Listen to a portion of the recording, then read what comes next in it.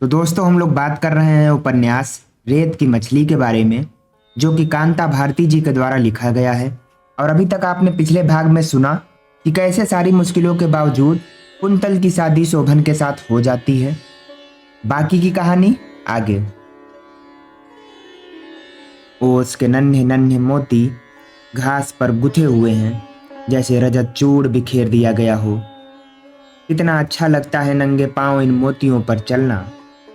लेकिन शीतल मोतियों पर पांव पड़ते हैं और फिर सहसा ऐसा लगता है जैसे वह नन्ही नन्ही घास एक अछोर जंगल में बदल गई हो और मैं उसमें खो गई हूँ।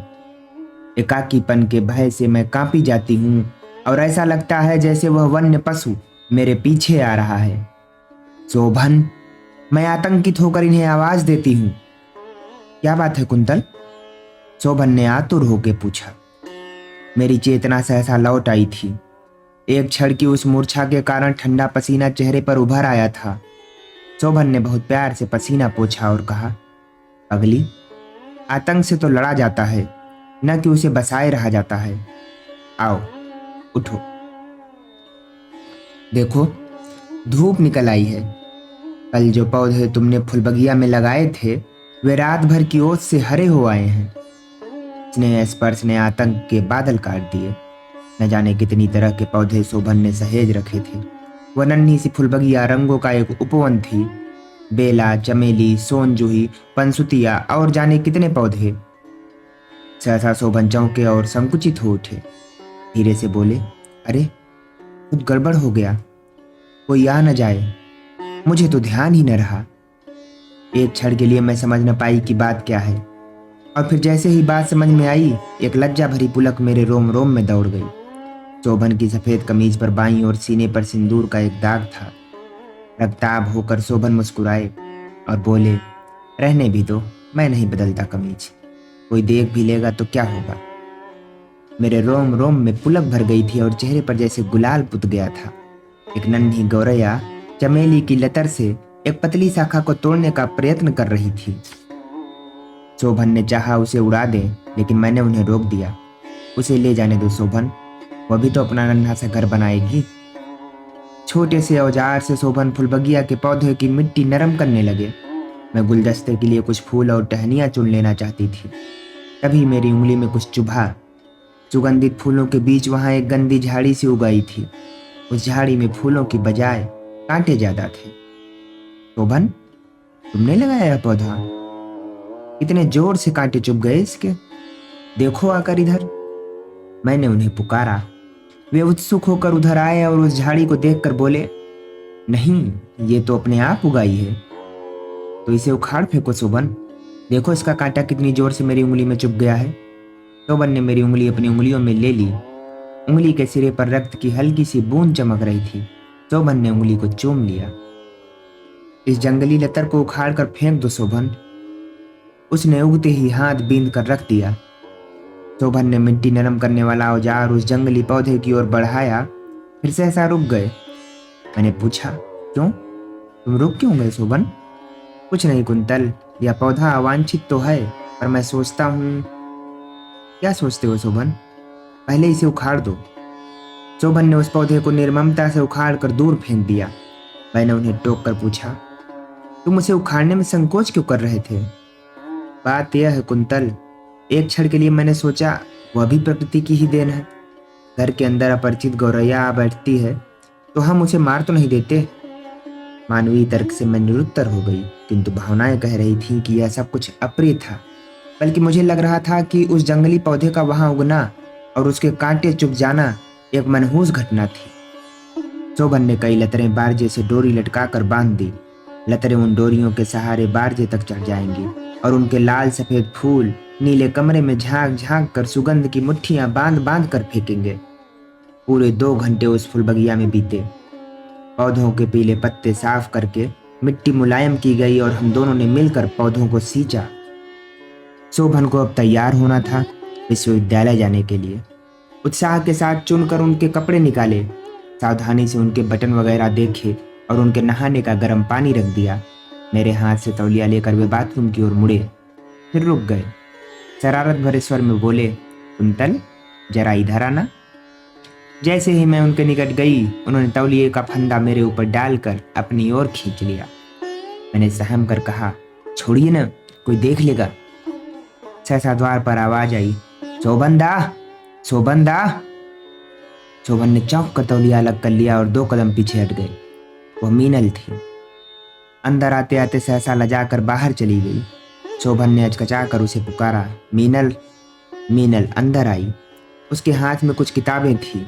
उसने हिचकते हुए कहा, नहीं भैया, मैं यूं ही आ गई, कोई काम नहीं था। वाह, यह भी कोई बात होती है। तुम अपनी भाभी से बात करो, मैं नहा लेता हूँ। लेकिन मैंने सोचा आप चले न गए हों। अभी से कैसे चला जाता, आज तो क्लास देर से होती है। खैर तू बैठ, फिर साथ साथ चलेंगे। शोभन बाथरूम गए ही थे कि माँ जी आ गईं। मैंने लजाकर आंचल सिर पर खींच लिया। माँ ने ध्यान से मेरे माथे की ओर देखा और मुस्कुराई। उनकी आंखों में स्नेह का सागर उमड़ आया। वे बोली, बहू तू कपड़ा तो बदल ले। मीनल भी क्या सोचेगी कि माँ अपनी बहू का ध्यान नहीं रखती। मैं कपड़े बदलने ऊपर चली आई। तन मन में मान भरा हुआ था। पशु का आतंक धुल चुका था और सुख संतोष का सरोवर भर गया था। कामिनी के फूलों की सुगंध नीले कमरे में अभी भरी हुई थी। पलंग के पास की नन्ही मेज पर मखमली जिल्द वाली किताब आधी खुली हुई उल्टी रखी थी। पलंग के पास आई तो एक क्षण के लिए कामिनी की गंध में खो गई। पलंग पर बिछी हुई आसमानी चादर मन के आलोड़न की तरह लहरों से भरी हुई थी। सहज प्रतिक्रियावश हाथ आगे बढ़े कि उन लहरों को समतल कर दिया जाए, पर रुक गए। चादर पर कामनी के फूल जहां तहां बिखरे थे। उनकी उज्ज्वलता धुंधली पड़ गई थी और पंखुड़ियों की कोरों पर पीला कत्थई रंग चढ़ गया था। फूल बटोर कर अंजुलि से भर लिए। अंतस में रेशमी गुदगुदी सी भर गई। फूल एक लघु कथा के ऐसे अक्षर थे जिनका उपयोग हो चुका था। उन्हें कामनाओं के जिस आवेग ने मसला था, उसकी कथा उन फूलों में अभी उनकी गंध की तरह शेष थी। फूल फेंके नहीं गए। उन्हें सावधानी से नन्ही सी मेज पर रख दिया, जहां वह मखमल से मढ़ी किताब आदि खुली पड़ी थी।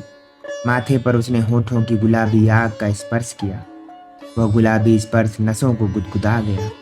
मैं क्षण भर को अपने आप को भूल गई।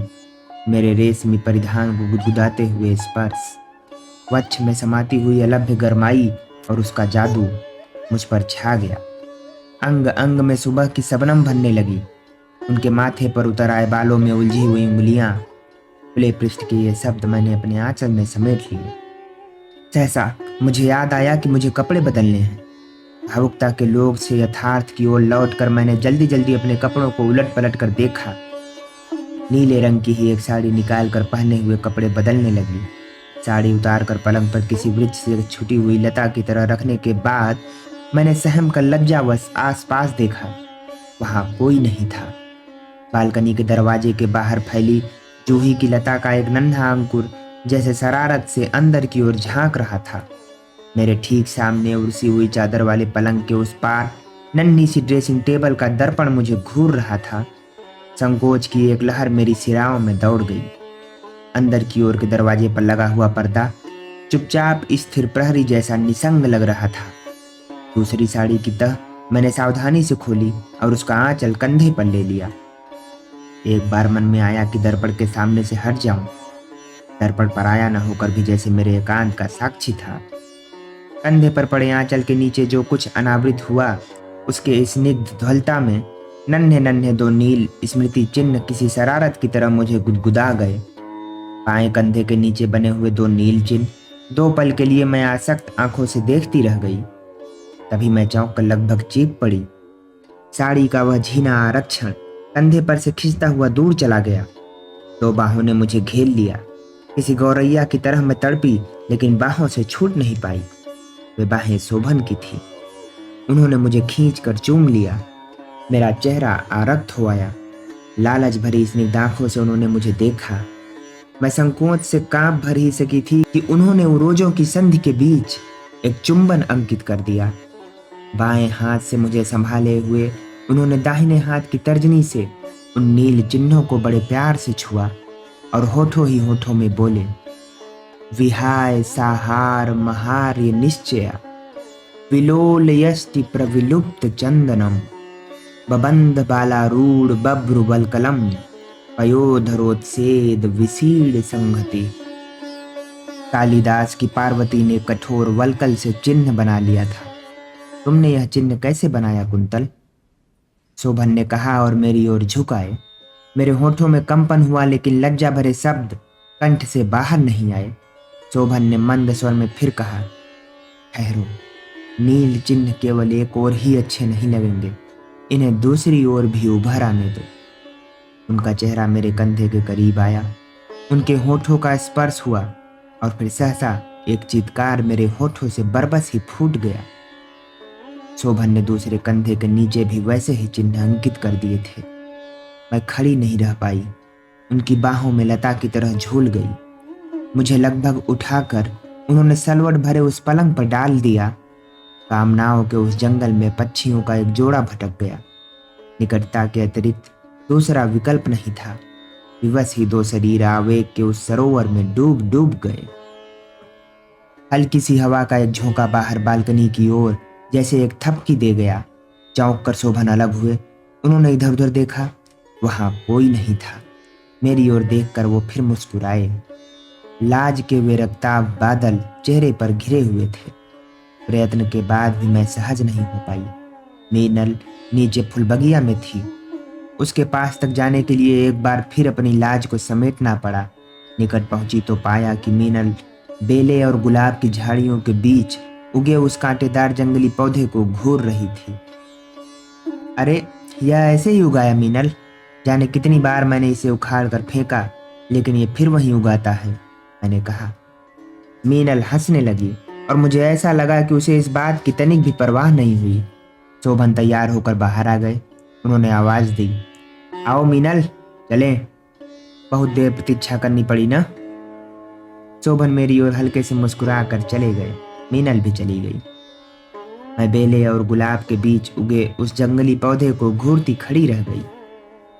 हवा और धूप से बेखबर उलझी हुई उन झाड़ियों के बीच उगा यह कांटेदार जंगली पौधा मेरे दिमाग से उतरता नहीं। कमरे में बेला, चमेली और जूही के फूलों की गंध भरती है, तो साथ ही उंगली में जहां उस जंगली पौधे का कांटा चुभा था, वहीं एक टीस पैदा होती।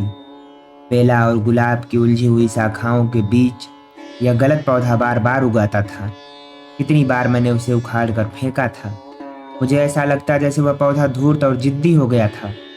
शोभन से शिकायत करती तो वह मुस्कुरा उठते थे, और मन में कभी कभी आशंका उठती है कि उस पौधे के उगने के जिम्मेदार शोभन है। शोभन शाम को बहुत देर से लौटे तो थके हुए भी थे। पता चला कि सारे दिन व्यस्त रहे थे। उनका सिर भी कुछ भारी था। खाना खाने के बाद लेटे तो मैंने देखा कि उनकी मुस्कुराहट में क्लांति है।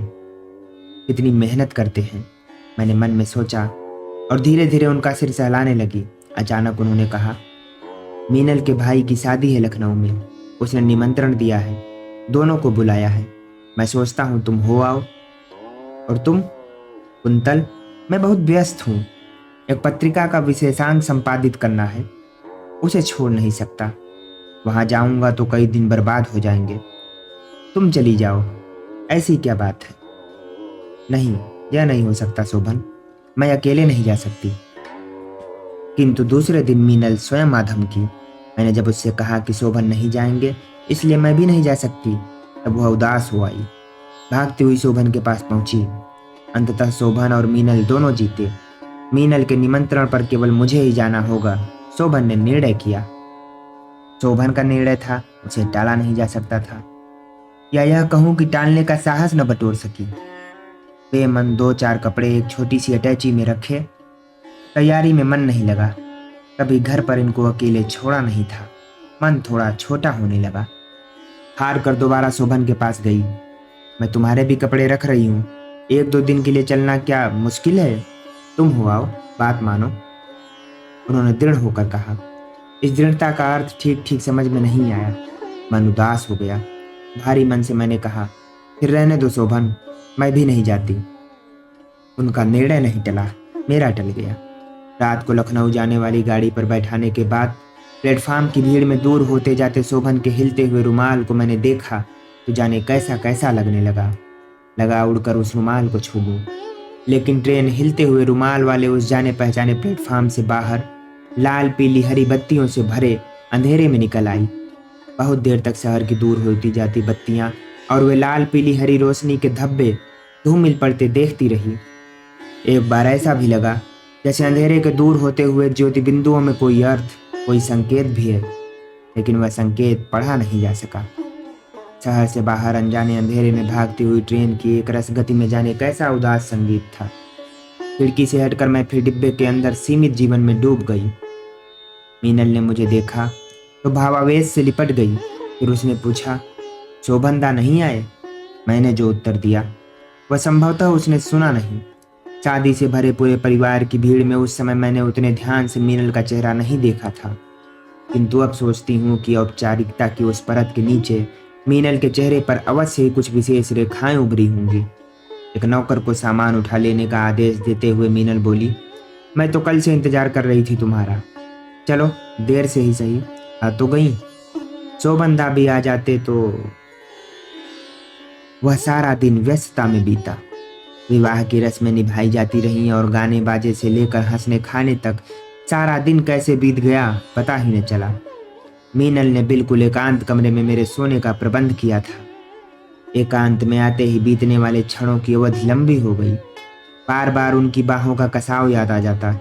नीले कमरे में झांकती हुई रात रानी की टहनी आंखों के सामने तैर जाती। कब सोई यह पता नहीं। दूसरे दिन अभी नहाकर मैंने कपड़े बदले ही थे कि मीनल पुलक से भरी हुई अंदर आई। कुंतल, बोलो मेरे हाथ में क्या है? जाने कितने अनुमान लगाए लेकिन सब गलत। सच तो यह है कि यदि एक भी अनुमान मैं ठीक लगा सकी होती तो यह कथा किसी और ही रूप में लिखी गई होती। बहुत खिजाने के बाद मीनल ने मुझे जो दिया उसका अनुमान सचमुच में नहीं लगा सकती थी, और यही कारण है कि उसे पाकर मुझे गहरा सुखद आश्चर्य हुआ था। वह शोभन का पत्र था। संभवतः उसी रात लिखा गया था जिस रात मैंने प्लेटफॉर्म पर लगातार दूर होता उनका रुमाल देखा था। मुझे लगा जैसे वह रुमाल ही उड़ता हुआ हाथों में आ गिरा हो। मीनल को उसी क्षण किसी ने नीचे बुलाया। मुझे बहुत अच्छा लगा कि एक सहज एकांत अनायास मिल गया। वह पत्र अभी ठीक उन्हीं तहों में कागजों के बीच मिला था। ऊपर की परतों का रंग हल्का हल्का सा उतर चुका था। कोने थोड़े से घिस गए थे, लेकिन पत्र के अक्षर ज्यों के त्यों ठीक वैसे ही जैसे उस क्षण दिखे थे बने रहे। कुंतो, ट्रेन जब चली और खिड़की से बाहर नीचे लटका हुआ तुम्हारा हाथ विदा की मुद्रा में किसी बिंधे हुए पक्षी के पंख की तरफ फड़फड़ाने लगा तो अकस्मात मेरा मन बिलखने सा लगा। मैं जानता हूँ इस बार मैं जरा सा तुम्हें मना करता तो तुम लखनऊ जाना रोक सकती थी, लेकिन मैं जानता था कि इधर मैं जिस मना स्थिति में था उससे मैं तुम्हें बार बार दुखी करता, और मीनल, केवल मीनल इस समय तुम्हें संभालने में समर्थ है। मेरा सारा मोह बार बार कहता था कि मैं तुम्हें रोक लूं, पर पिछले 1 महीने मीनल के जो पत्र कलकत्ते से आए उनके कारण तुम बेहद थककर चूर हो चुकी थी, और मेरा यह अंतर्मंथन भी तुम्हें झेलना पड़ता तो तुम निश्चित ही बीमार पड़ जाती। लेकिन तुम सामने थी न, तो मेरी विहलता भी मानो मचली हुई थी। ज्यों ही ट्रेन चली तो मैं अकेला रह गया। मुझे लगा कि जैसे कुछ भी तो नहीं हुआ मुझे। ट्रेन चली गई, प्लेटफार्म खाली रह गया और मैं डाल से डाल में अटक कर गिरते हुए पीले पत्ते की तरह ठहर ठहर कर गेट की ओर बढ़ने लगा। गाड़ी निकली। काफ़ी हाउस आया। एक प्याला काफ़ी पी। इतने में मानिक मिले। मानिक ने कहा कि जबलपुर से चंदन बिबिया के पति आए हैं। बिबिया को कुछ ऑपरेशन होने वाला है, खतरनाक सा। मैं बहुत चिंतित हुआ। तुरंत गाड़ी भगाता हुआ अस्पताल पहुंचा। कहीं कुछ न था। बिबिया प्रसन्न थी और मुझे देखकर खिल उठी थी। चुपचाप अकेली पड़ी थी। बड़ी भाभी उनका सिर दबा रही थी। बगल में पालने में बच्चा पड़ा था। बच्चे की कलाई में एक चूड़ी पड़ी थी जिस पर उसके पिता का नाम लिखा था। बिबिया मुझे देखते ही बोली, कहो कुंतल के गुलाब, तुम्हारी पटरानी कहाँ है? हमने जब बताया कि महाराज हर्षवर्धन की महारानी को महाराज हर्षवर्धन की प्यारी बहन राजश्री भगा ले गईं तो बिबिया और भी प्रसन्न हुई। जब मैंने बताया कि उनकी मीनल के लिए एक लड़का जबलपुर में देखा गया है और वह सबको पसंद आया है, तब बिबिया और भी पुलकित हुई। बोली, हमसे मिलने कुंतल कभी जबलपुर नहीं आई, पर अब अपनी प्राण प्रिया सखी से मिलने जबलपुर आएंगी। कुंतल पर तो उनकी प्राण प्रिया सखी का अधिकार है, वह उसके पास ठहरेगी, पर मेरा अत्यंत लोभी तथा झूठा भाई मुझे छोड़कर कहाँ ठहरेगा? अस्पताल में शाम हो गई थी। मैं लौटा तो सिविल लाइंस में परेश भैया, उनकी पत्नी और चुन्नी बीबी मिल गए। सभी बहुत जिद करते रहे साथ चलने को, पर मैं नहीं आया। बहुत इच्छा थी अस्पताल से सीधा घर जाऊं और संतोला से मिलूं, पर नहीं गया। और बस ख्याल आते ही पता नहीं क्यों मन स्थिति जो हल्की हुई थी फिर बेहद भारी हो गई। इस स्थिति में देव बाबू से भेंट हुई। चांद निकल आया था और अजब मूड में था। बेहद अकेलापन मुझे लग रहा था और मुझे बेहद याद आ रही थी मीनल, और बेहद याद आ रही थी कुंतल। तमाम इधर उधर की बातें करने के बाद देव बाबू की इस बात का पता नहीं कैसे आभास लग गया कि मैं अंदर से बहुत सुस्त हूँ। उसने तुरंत पूछा, कुंतल अपनी सखी के साथ चली गई है क्या? मैंने बताया हाँ। तो देव बाबू रात 11:30 बजे तक मेरे साथ टहलता रहा और बहुत सी बातें होती रही। अपने सुस्त और उदास होने के कितने झूठ मूठ के कारण मैंने उसे बताए होंगे। लौट कर आया तो इतना थक चुका था कि कह नहीं सकता। अन्ना केरेनिना के 25-30 पृष्ठ पढ़े और सो गया। रात को बेहद ठंड थी पर गहरी नींद आई। सुबह 5 बजे ही नींद खुल गई। उठा, मुंह हाथ धोया, सोचा डायरी लिखूं, पर नहीं लिखी। 7 बजते बजते मोटर स्टार्ट की और चल दिया। कहाँ? मुझे नहीं मालूम था। बस गाड़ी चलती जा रही थी और मैं दरवाजे से टिका शिथिल बैठा था। गाड़ी कानपुर रोड पर चली, खुसरो बाग रोड पर चली, चौक की ओर मुड़ी, फुलदाबाद के दोनों फाटक पार किए और डफरिन अस्पताल के गेट में मुड़ गई। पर इस समय मरीजों से मिलने का समय तो है नहीं, मैं करूँगा क्या? और बिबिया के पास सुशीला इधर क्यों आई? अभी तो कल शाम को मिलकर गया हूँ, इस समय मिल ही नहीं सकता। मिलूंगा भी तो बात क्या करूँगा? पर अस्पताल के अंदर बेवक्त गाड़ी लाकर लौटा ले जाने से भी तो कोई लाभ नहीं। मैं बिबिया के बेड की ओर बढ़ा तो देखा बिबिया चादर ओढ़े पड़ी थी। देखते ही मधुर मुस्काई, बोली, पास आओ। पास जाने पर बहुत धीमी आवाज में बोली, कहो शोभन, कुंतल चली गई तो अब सुबह उठकर चाय पीने चले आए हो? तुमने संतोला समझ रखा है मुझसे चवन्नी वसूल कर लोगे चाय के लिए? मैं तुम्हारे लिए 1 पैसा नहीं खर्च करूंगी, समझे? लालची और झूठे भाईजान। मैं चुपचाप हंसता रहा। फिर बिबिया बोली, सुबह 5 बजे से तुम्हारी बातें हो रही हैं। किससे? हमने पूछा। संतोला से। वह रात को बिबिया के पास ही रही थी और सवेरे से उठकर दोनों बतिया रही थी। मैं कुछ कहूं कि पीछे के दालान से मुंह हाथ धोकर आंखें पोंछते हुए संतोला कमरे में मुझे देखकर हंसी। सिर्फ इतना कहा, उस दिन शाम को तुम्हें आना नहीं था तो कह क्यों गए थे? सारी शाम सब लोग तुम्हारा इंतजार करते रहे। मैंने कुछ जवाब नहीं दिया। 10 मिनट हो गए थे। मैं कमरे के बाहर चला आया। संतोला से कहा, चलो बाहर बातें करेंगे। बाहर आए। अब इसके बाद की बातें तुम्हें लिख रहा हूँ।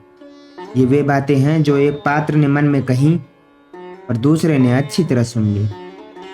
दलान की सीढ़ियों से उतरते हुए शोभन और संतोला ने कहा, कहो शोभन, कुंतल गई तो अब फुर्सत मिलने लगी। जानती हूँ कि उसमें डूब गए हो। शोभन, नहीं संतोला, मैं बहुत अभिशप्त हूँ। डूब पाता कहीं किसी में पूरी तरह तो बहुत चैन मिलता। बहुत कुछ उसमें डूब चुका है, पर कुछ नहीं डूबा तो नहीं डूबा। नहीं संतो, इस बार जानबूझकर मैं कम आया। संतोला, अच्छा किया। ज्यादा आकर भी क्या होता, फुर्सत भी तो नहीं मिलती बात करने की, और अब बात भी क्या करनी है कुछ। शोभन, हाँ, एक बात और करनी है।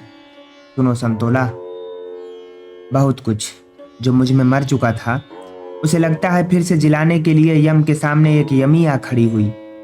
मैं मरना नहीं चाहता संतोला, फिर से जीना चाहता हूँ, लेकिन फिर से जिलाकर कोई मरने को छोड़ दे यह भी मैं नहीं चाहता। नहीं, मैं मरना नहीं चाहता।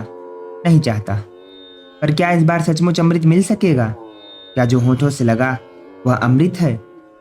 संतोला जैसे मेरे मन का भाव समझ जाती है, बहुत ममता से डूबी हुई आवाज में पूछती है, क्या बात करनी है शोभन?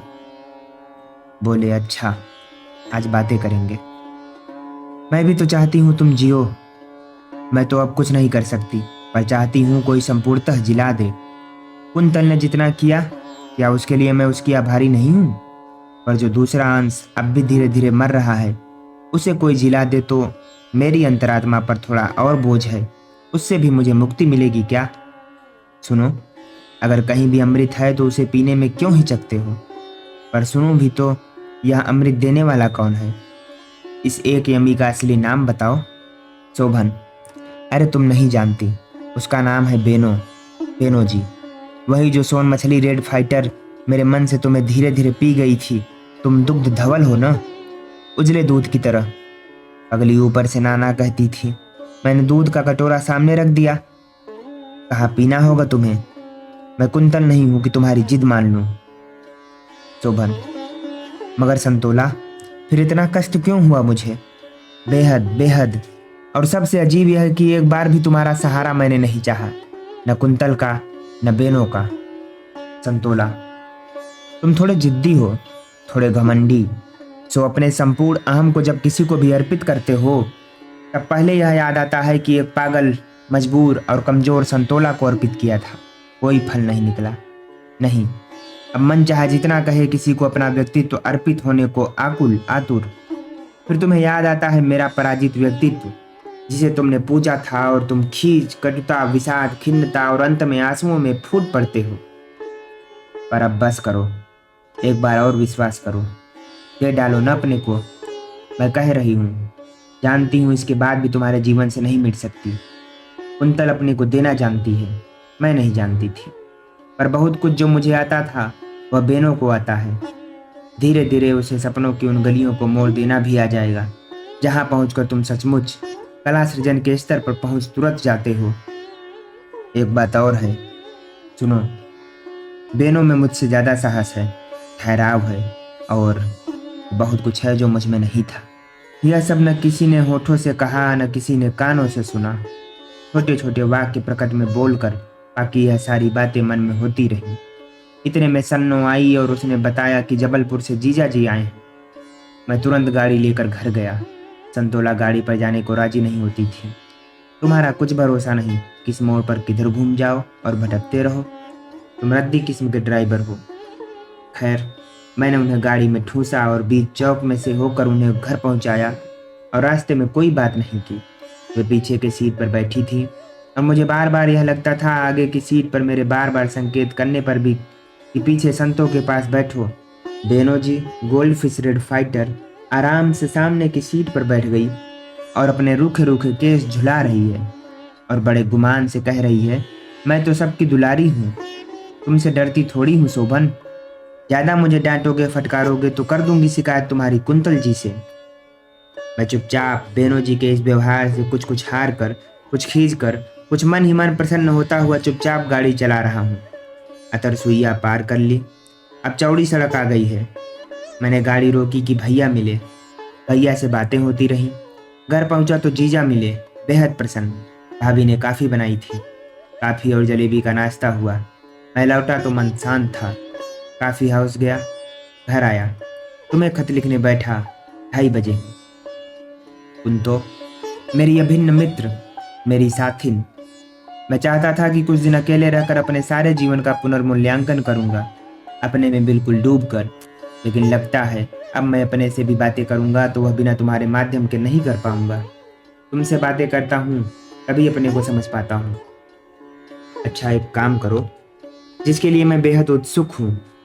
कामकाज, उत्सव, समारोह से जरा सा अवकाश मिलने पर थोड़ी देर के लिए बेनो से मिलने की कोशिश करो और उससे निम्नलिखित संदेश कह दो। सुनो बेनो, मेरे मन की दुविधा अब समाप्त है। अब मैं फिर पहले जैसा हूँ, गंभीर अथाह समुद्र की भांति, और उस अथाह समुद्र में एक गोल्ड फिश रेड फाइटर कल्लोल कर रही है, और समुद्र अपनी विशाल लहरों जैसी बाहों में समेटे हुए सारी विपत्तियों से उसे अभयदान दे रहा है। एक अजीब तूफान ने जो समुद्र को झकझोरने की कोशिश की, उससे समुद्र हारा नहीं, अंत में विजयी साबित हुआ। हाँ, तूफान के कारण समुद्र में जो विक्षोभ हुआ, उससे समुद्र के अंतराल में कब से डोलती हुई कई चीजें सतह पर आ गईं। उनमें से कुछ काई और सिवार हैं, कुछ रत्न, मुक्ता और अमृत। काई और सिवार अपने आप गल जाएंगे, बहुत कुछ गल गए। मुक्ता, रत्न और अमृत सभी को अर्पित हैं तुम्हारे माध्यम से। अच्छा सुनो, वहाँ खूब प्रसन्न रहना, सबको खूब प्रसन्न रखना। मीनल को मेरा आशीर्वाद कहना। तुम्हारे साथ पिताजी क्या मीनल को भेज रहे हैं? कब? मेरा ख्याल है तुमने शायद खत लिख कर छोड़ दिया हो, सदा सदा के लिए। आबद्ध, शोभन। कैसी तन्मयता थी इन शब्दों में, सदा सदा के लिए आबद्ध। बहुत कम ऐसे क्षण आते हैं जब इस बात का अनुभव हो कि शब्दों में भी प्राणों का स्पंदन होता है। पत्र पढ़ते पढ़ते ऐसा अनुभव हुआ जैसे शब्द नन्हे नन्हे पक्षी हों जो कलरव करते हुए मेरे आसपास सिमट गए हों। कितनी ही देर तक मैंने शब्दों की उस एकांत निकटता का आस्वादन किया। तभी आहट हुई और लगा कोई आ रहा है।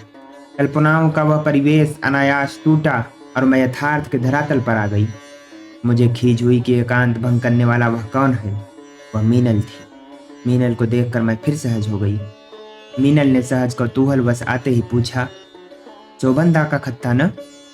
बहुत कॉन्फिडेंशियल न हो तो एक आध पंक्ति मुझे भी पढ़ा दो। उस समय तूने मुझे छेड़ा था, अब मैं तुझे छेड़ लूंगी। तेरे बारे में तो विशेष रूप से कुछ लिखा गया है, लेकिन देखने नहीं दूंगी। मीनल आरक्त होकर उदास हो गई। निश्चय ही मैं उसकी संवेदना को छेड़ना नहीं चाहती थी। तुरंत ही मैंने उसे बाहों में खींच लिया और आग्रह से पत्र उसके हाथ में दे दिया। मैंने ध्यान से देखा कि पत्र पढ़ने के बाद वह उदासी की दुनिया से लौटी नहीं, बल्कि जाने किन गहराइयों में डूब गई थी। उदासी की गहराइयों में डूब डूब जाने वाली मीनल के वे क्षण उस समय मैं पहचान नहीं पाई थी। आज वह सब समझ में आता है। आज यह भी समझ में आता है कि शब्दों में झलकने वाला प्राण स्पंदन भी चाबी भरे खिलौने की उस गति की तरह होता है जिसके समाप्त हो जाने पर वही खिलौना क्षण भर में निष्प्राण हो रहता है। 2 दिन शब्दों में बसी उस पुलक से एकांत आलाप करते बीत गए। एकांत का हर क्षण साक्षी था कि मैं अपने अंतर्मन में वहां अकेले नहीं थी, शोभन वहां थे। लेकिन अगला दिन वैसा नहीं रहा।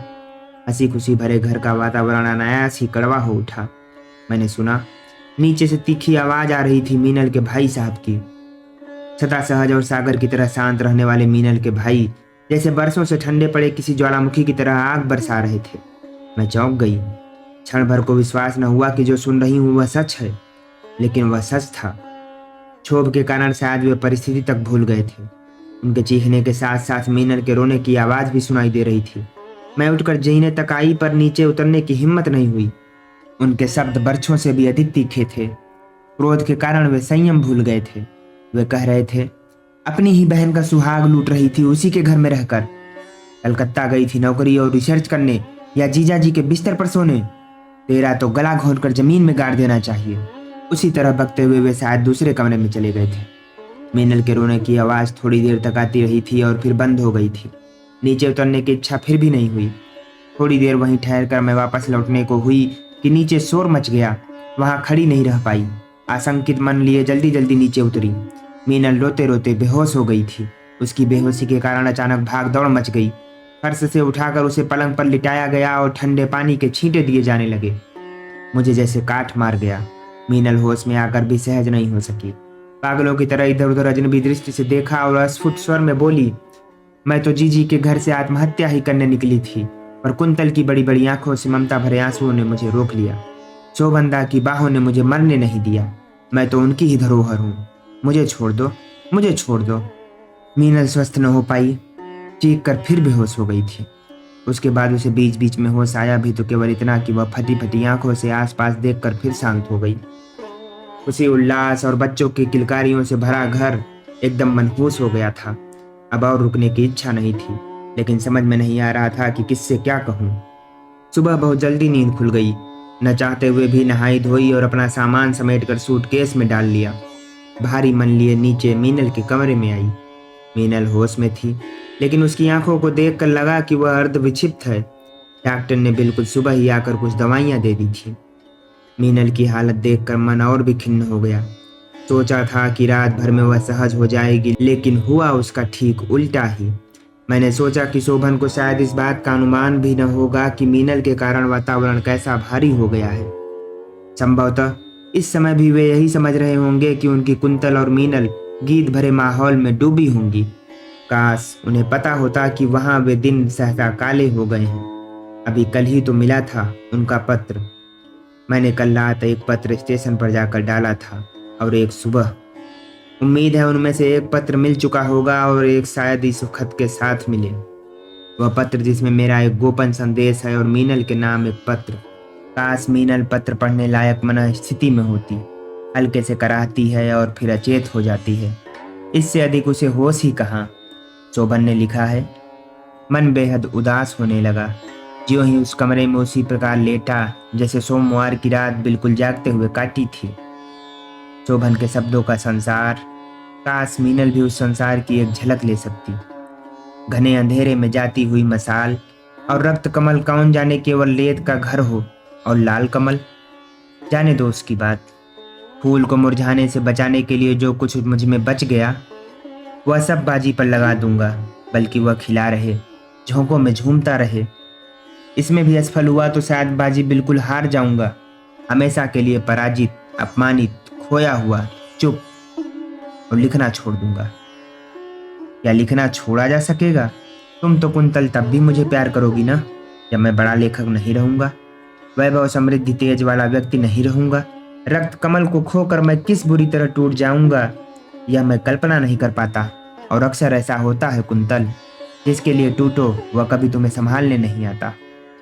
रक्त कमल यानी मीनल। क्या शोभन को यह पता होगा कि वह यहाँ अचेत है, टूटी और हारी हुई? और अगर मालूम हो तो क्या उनके अंतर का भी सब कुछ टूट जाएगा और पराजित हो जाएगा? लेकिन इस टूटन से ही क्या केवल रक्त कमल जुड़ सकती है?